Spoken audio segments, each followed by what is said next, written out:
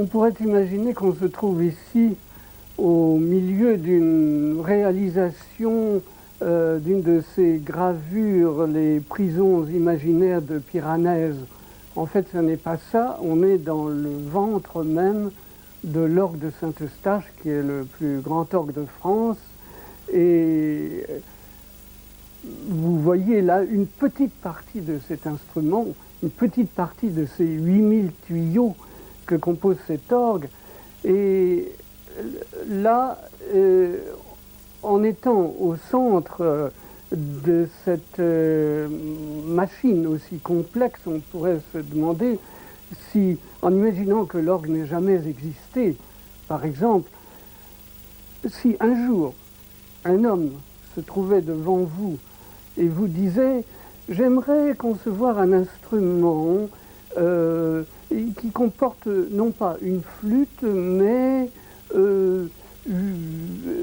800 flûtes, 2000 trompettes, en fait 8000 instruments, que ces instruments-là reçoivent du vent, un vent qui serait contenu dans des réservoirs d'air, lesquels seraient alimentés par des souffleries, et puis il y aurait des soupapes qui donneraient accès à cet air sous chacun des tuyaux, et puis il y aurait aussi des petites manettes d'ivoire qui permettraient de toucher et de commander à cet air de venir ou au contraire de se retirer des tuyaux.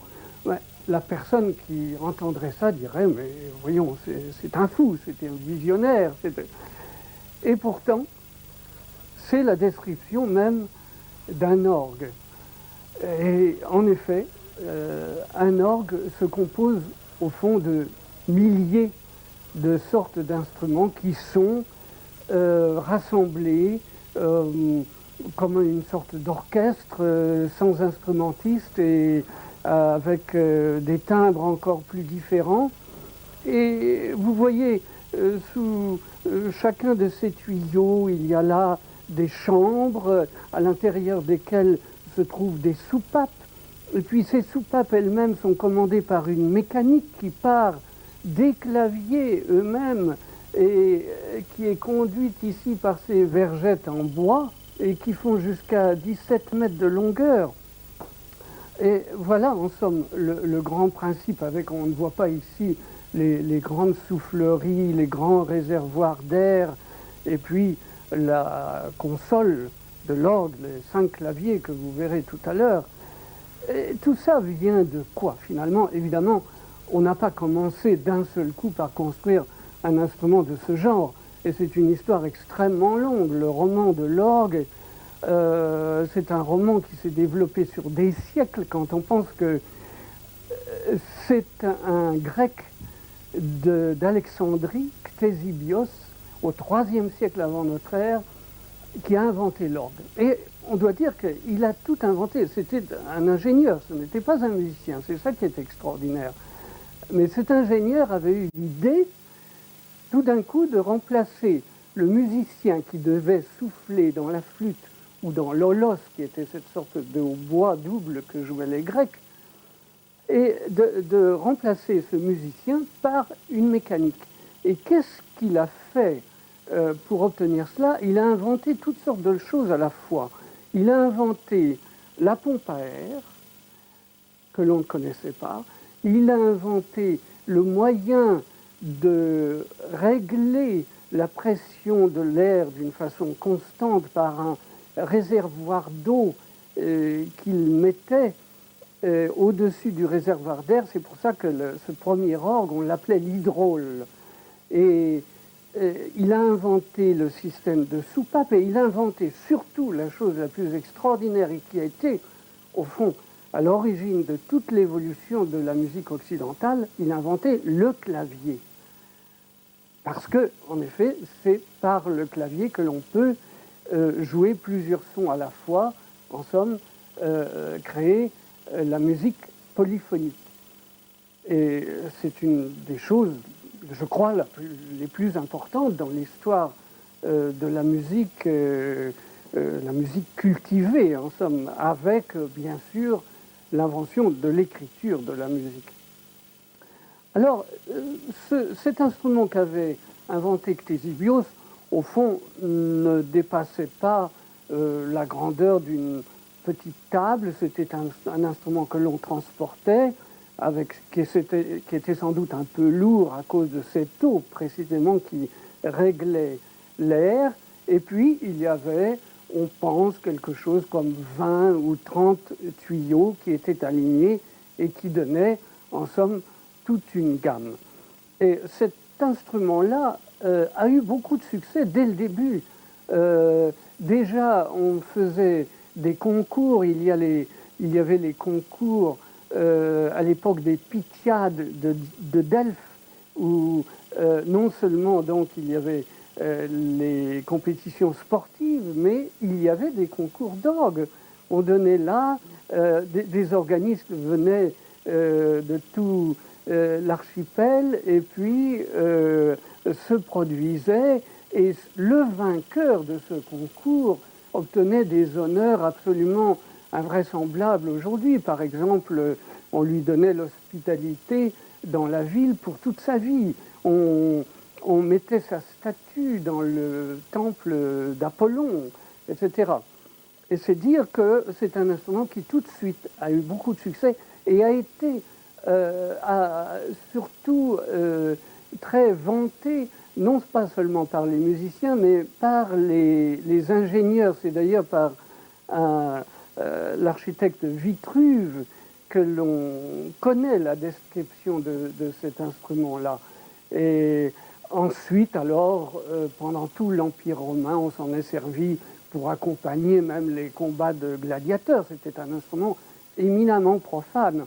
Ensuite, il est passé, au moment de la décadence romaine, dans l'Empire byzantin, et puis c'est un instrument qui, encore là, était un symbole de faste, et que l'on utilisait dans toutes les grandes cérémonies. Et curieusement, il a été oublié, finalement, en Europe.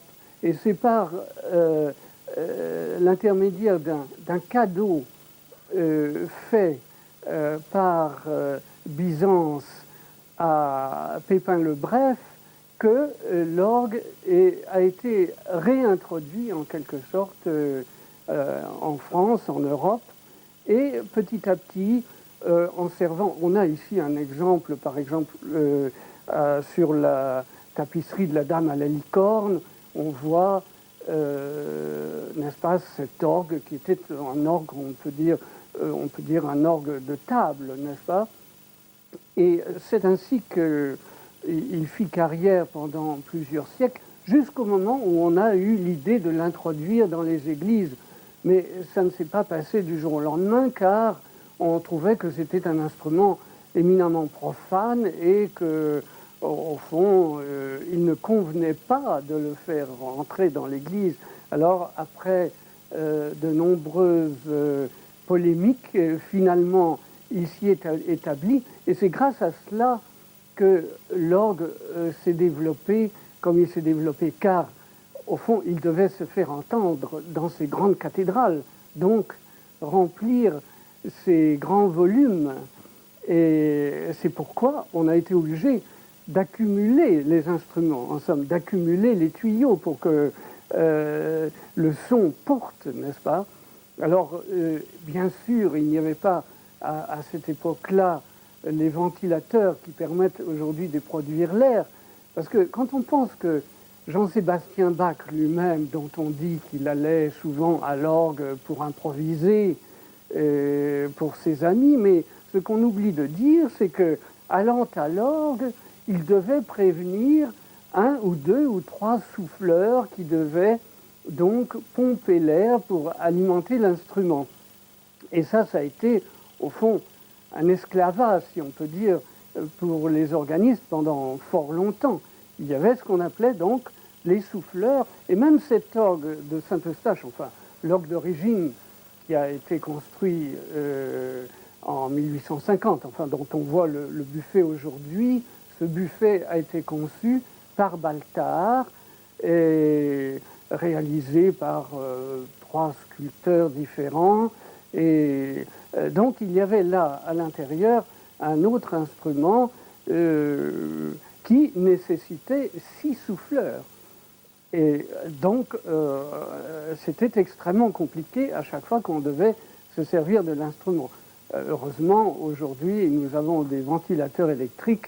Ici, il y a à l'intérieur de cet orgue 6 ventilateurs qui alimentent, qui produisent une sorte de tempête, n'est-ce pas, intérieure, et qui permettent de faire souffler des tuyaux qui vont jusqu'à 10 mètres de hauteur. Les gros tuyaux de façade que l'on voit font 10 mètres de hauteur.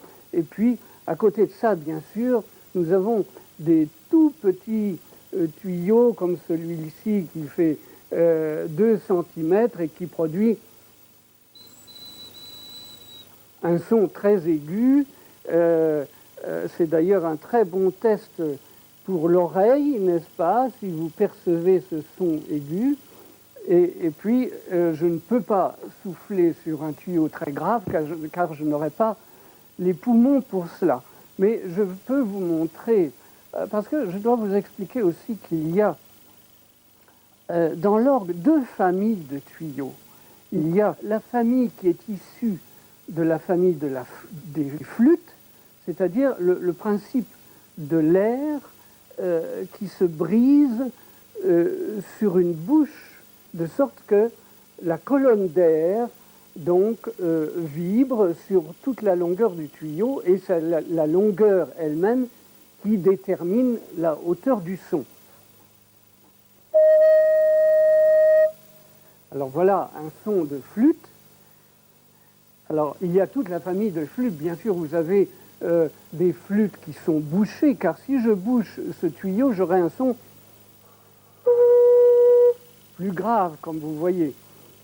Mais il y a donc, comme je vous disais, l'autre famille qui est la famille des jeux à hanches, c'est-à-dire issus du hautbois ou de la clarinette, si vous voulez. Et voilà, ici j'enlève le pied et nous voyons donc cette petite hanche ici en laiton qui vibre et dont on peut régler la longueur avec cette petite tirette que vous voyez ici. Alors ça, c'est une trompette.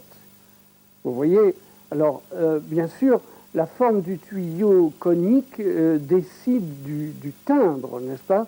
Il y a même dans la famille des flûtes, il y a aussi des tuyaux qui sont coniques dans un sens ou dans l'autre. Il y a même certains tuyaux d'ange qui, eux, ont 2 cônes superposés, etc. Enfin, il y a d'autres tuyaux qui ont des petites cheminées.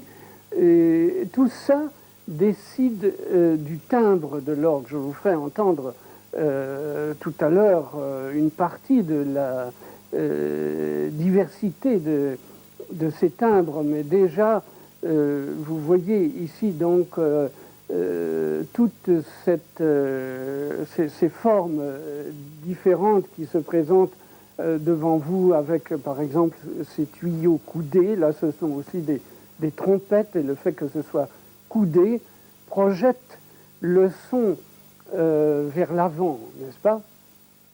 Mais il ne faut pas penser que l'évolution de l'orgue s'arrête ici. Non, nous avons ici, il faut le dire, avec cet orgue de Saint-Eustache, un exemple d'un aboutissement de ce que peut être l'orgue du XXe siècle. À la fois dans ses dimensions, n'est-ce pas, comme je l'ai dit, avec ses 8000 tuyaux, et puis aussi dans la diversité de ses timbres, car il y a ici des timbres nouveaux, des formes de tuyaux nouvelles qui n'existaient pas dans les époques précédentes. Et alors, ce sont au fond des styles d'instruments, de même que vous avez pour les instruments à cordes, par exemple, des différentes formes entre la viole de gambe, le violoncelle, le violon pochette ou le violon moderne. si vous pensez qu'aujourd'hui les violonistes, même s'ils jouent un Stradivarius, ne jouent pas avec des cordes en boyau comme on le faisait à l'époque, mais avec des cordes en nylon, n'est-ce pas? Ce qui sonne beaucoup mieux. Et là aussi, donc, il y a une évolution constante qui se fait aussi bien dans le domaine de la mécanique de l'instrument que dans le domaine des timbres. Et évidemment, cette évolution, j'espère, va continuer à se poursuivre. Pour ma part, j'ai beaucoup pensé à ce que peut devenir l'instrument. Et en réalité, j'aimerais un petit peu fermer la boucle dans ce sens que j'aimerais retourner, non pas à l'orgue antique sous son aspect primitif, mais à retourner à l'orgue antique dans ce sens que c'était un orgue qui se trouvait à proximité du public. Et j'aimerais, j'ai conçu un instrument qui, lui, aurait la richesse de l'instrument moderne, mais tout en étant transportable et composé d'une certaine quantité de petits buffets qui se transporteraient absolument comme un piano de concert et que l'on mettrait sur place aussi bien dans une salle de concert que dans les arènes de Vérone ou au théâtre d'Orange, ce qui permettrait bien sûr de donner à l'orgue une vie dans le monde musical qu'il a plus difficilement aujourd'hui. Bien sûr, on construit aujourd'hui peu en France malheureusement, mais beaucoup en Allemagne, en Angleterre, au Japon, en Amérique, des orgues dans les salles de concert, heureusement, et cela permet de faire entendre au public musical normal, n'est-ce pas? Et c'est là où je vois l'évolution de l'orgue, non pas dans ce gigantisme et dans le fait qu'il soit dans une église, et ce qui l'oblige bien sûr à une utilisation plus restreinte.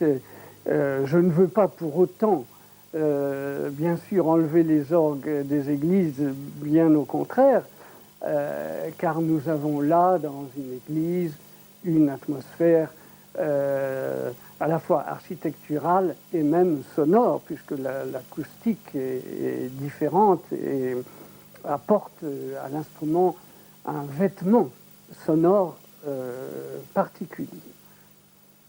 Eh bien, nous allons maintenant donc aller à la console de l'orgue et essayer de vous faire entendre ce que peuvent donner tous ces petits ou grands instrumentistes de métal que vous voyez alignés devant vous. À propos de métal, du reste, je voudrais préciser que tous les tuyaux que vous voyez ici sont en étain, ou en tout cas dans un grand pourcentage d'étain. Certains, mais peu, sont en cuivre, et voilà à peu près le matériau que l'on utilise pour les instruments. Il faut que vous entendiez un petit peu quel est le résultat sonore de tout cela. Et pour ça, je vais présenter un petit peu les jeux comme des personnages qui vont apparaître au cours de l'improvisation que je vais faire. On m'a demandé d'ailleurs d'improviser sur un thème très simple dont vous pourrez suivre le déroulement et qui sera le thème à la Clairefontaine. Alors, je vais vous expliquer les jeux tout en jouant. Je vais appeler en tirant, n'est-ce pas, les jeux sur différents claviers. Là, je vais commencer par vous faire entendre les flûtes, disons, de l'orgue.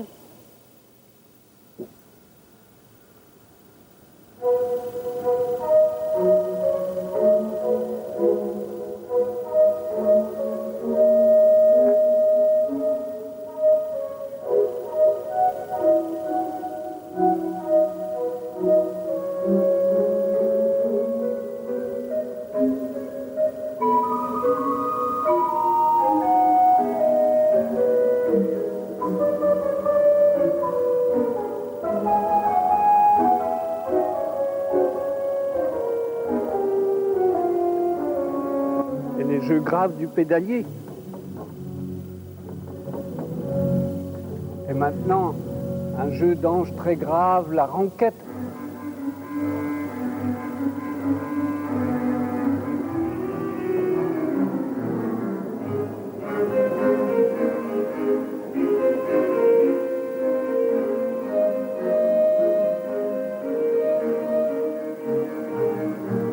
Et puis un corps de basset, un nom curieux, qui ressemble un peu à une clarinette, vous pouvez remarquer.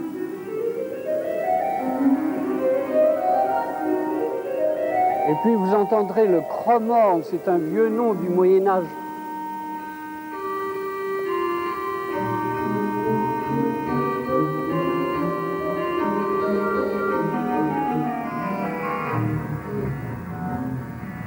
Une clarinette ici.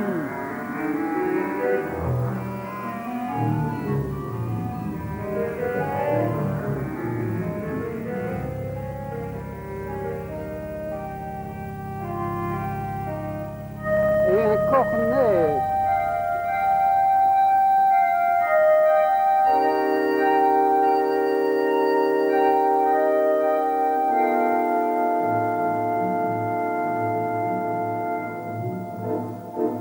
Ça, ce sont ce qu'on appelle les jeux de fond, c'est-à-dire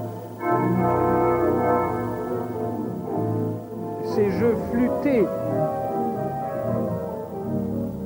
Une trompette.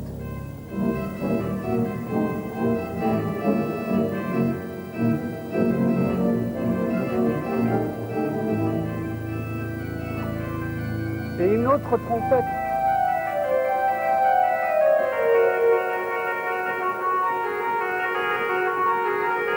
Et encore une autre trompette.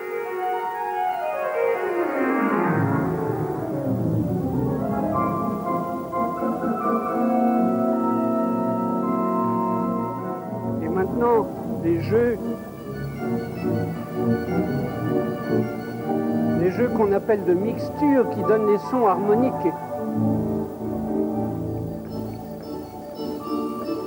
Très aigus. Et encore un cornet.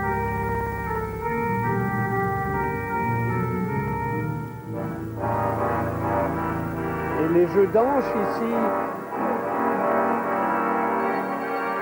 Et sur un clavier qui est enfermé dans une boîte. Alors je ferme les jalousies et tout d'un coup ça devient comme lointain.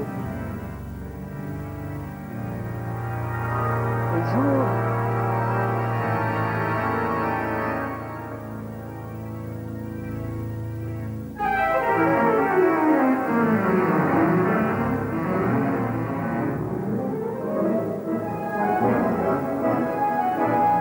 J'ajoute maintenant les jeux des différents claviers les uns sur les autres.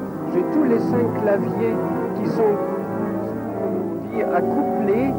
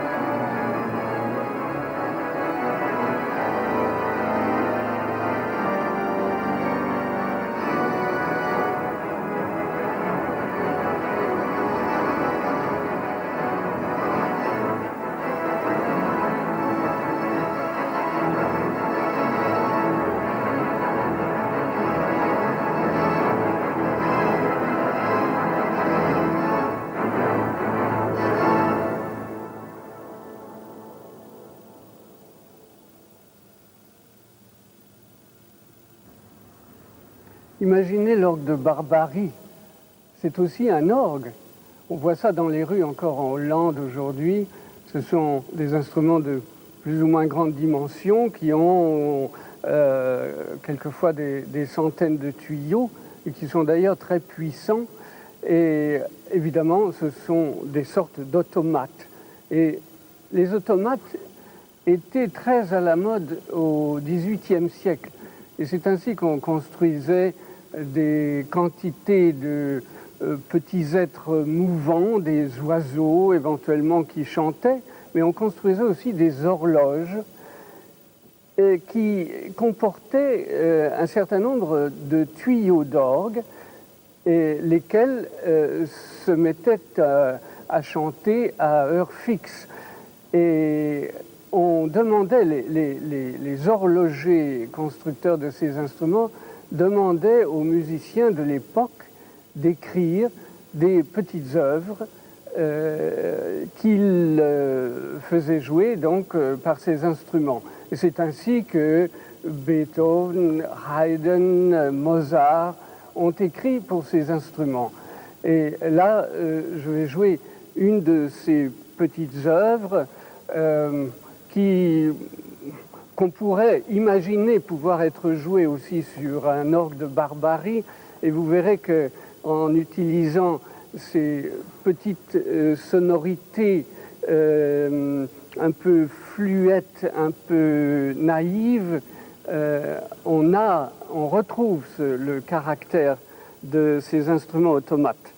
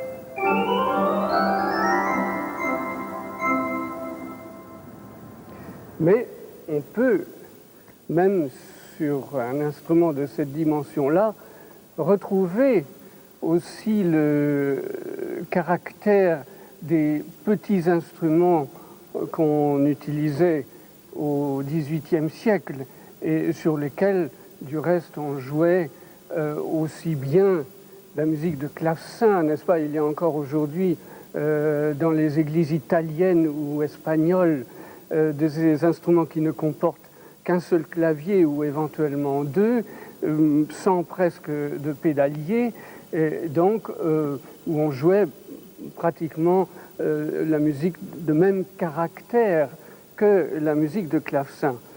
Voici donc une sonate de Scarlatti, par exemple.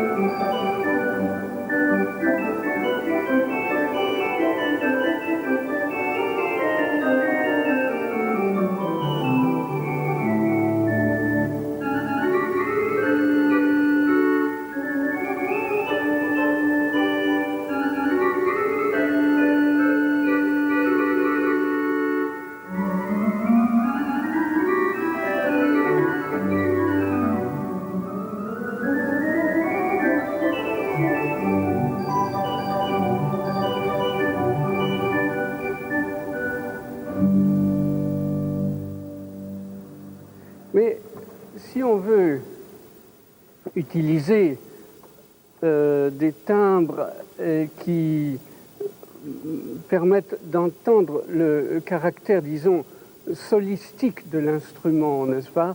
Nous avons, je vous ai fait entendre tout à l'heure, toutes ces flûtes, ces cornets, ces trompettes, etc.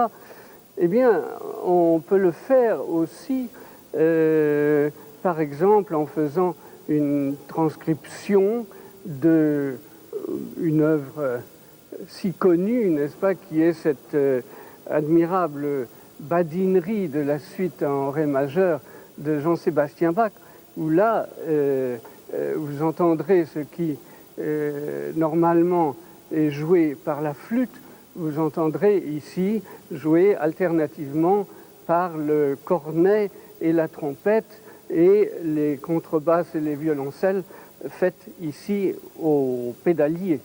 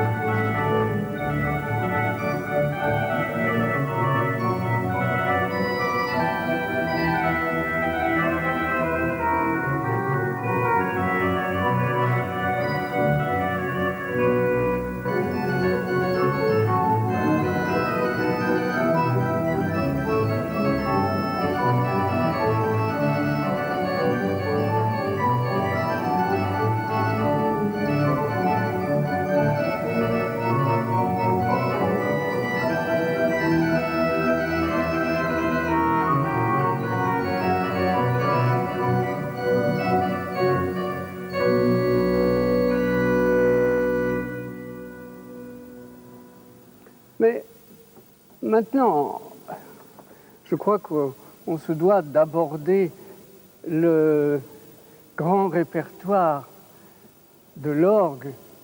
Évidemment, quand on dit grand répertoire, on ne peut que parler de Jean-Sébastien Bach, puisque c'est le compositeur qui a laissé la plus grande œuvre et l'œuvre la plus géniale pour cet instrument, et qui en même temps développé la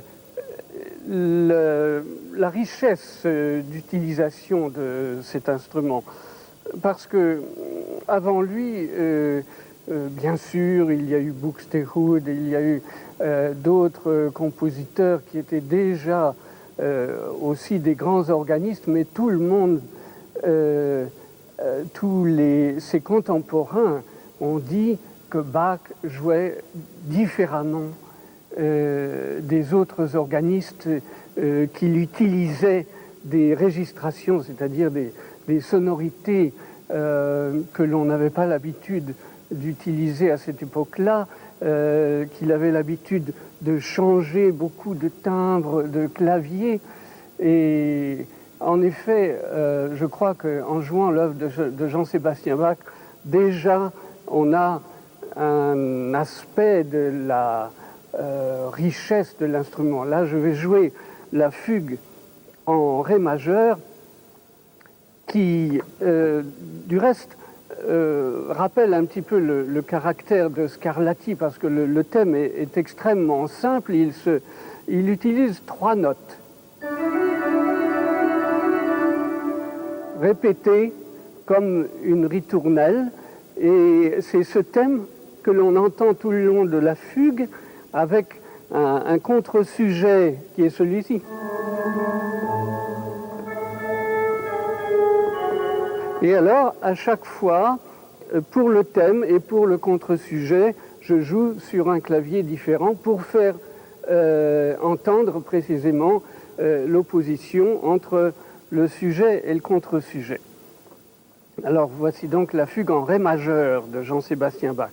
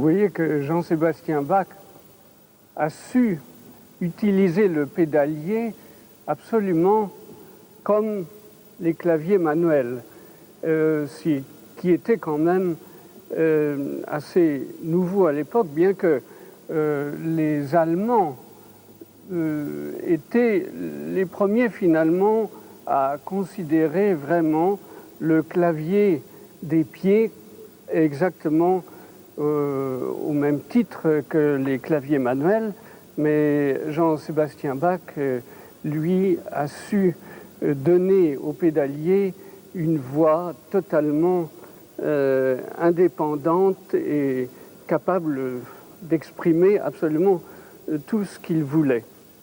Et bien maintenant, nous allons changer d'époque, puisque nous allons toucher l'époque romantique avec l'un des plus grands qui était Franz Liszt. Et Franz Liszt, bien sûr, était pianiste, mais il s'est énormément intéressé à l'orgue. Et ceci, à peu près au milieu de sa carrière, il a tout d'un coup été séduit par cet instrument.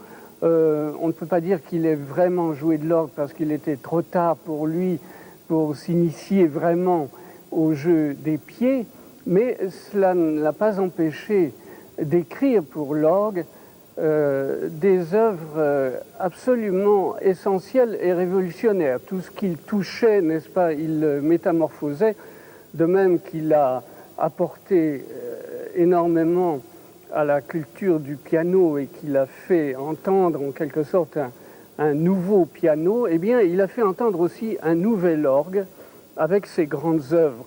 Bien sûr, je n'aurai pas le temps ici de jouer une de ses grandes œuvres qu'il a écrites pour orgue, mais en revanche, je vais jouer tout simplement une transcription d'une œuvre pour piano très connue, qui est La valse oubliée. Et vous verrez que là aussi, on peut entendre des timbres qui donnent l'impression que là, c'est un instrument tout à fait autre que celui qu'on a entendu avec Scarlatti ou avec Jean-Sébastien Bach.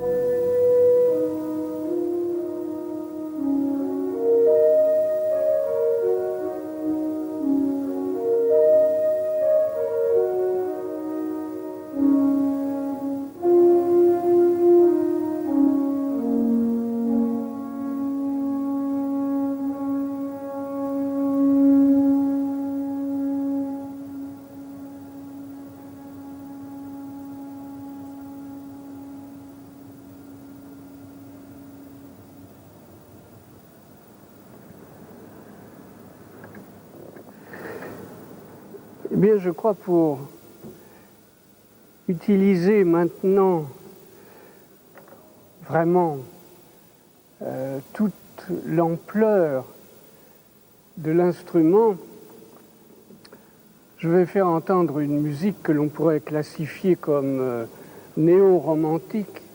Il s'agit en effet d'une partie d'un mouvement d'une symphonie écrite par Charles-Marie Widor. Widor était l'organiste de Saint-Sulpice jusqu'en 1939 et c'est un compositeur qui a été très célèbre de son temps, notamment bien sûr pour sa musique d'orgue, car il a su utiliser l'instrument en lui donnant vraiment une dimension orchestrale, disons.